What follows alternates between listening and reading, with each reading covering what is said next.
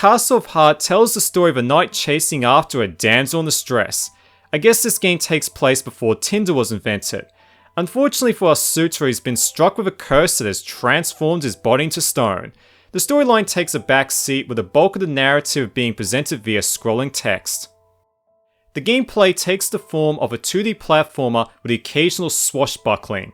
One of the most hyped up aspects of the game was its graphical prowess.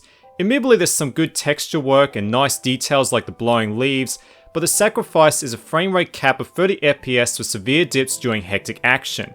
Compare this to Shovel Knight's fluid 60 FPS action, and the gameplay in Castle of Heart begins to feel sluggish. Also, the realistic lighting can make it difficult to see parts of the environment. One area where the game succeeds is level design, with massive levels full of secrets and platforming design that would challenge fans of the genre. But where the game falls apart is the controls and frame rate. 60 frames per second is crucial for this genre. It was the standard during the 80s and 90s, well, unless you lived in the PAL territory like yours truly.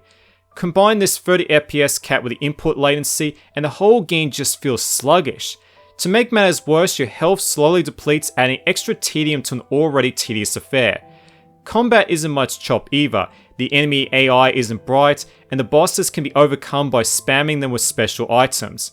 On the bright side, the levels are massive and takes about 5 to 6 hours to beat all 20 stages. Castle of Heart is very close to being a decent game.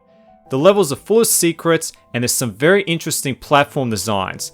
If this was married with tighter controls, better combat, and a smoother frame rate, this could have been a real sleeper hit for the Nintendo Switch. Unfortunately, in its current state, the game has left us with a broken heart.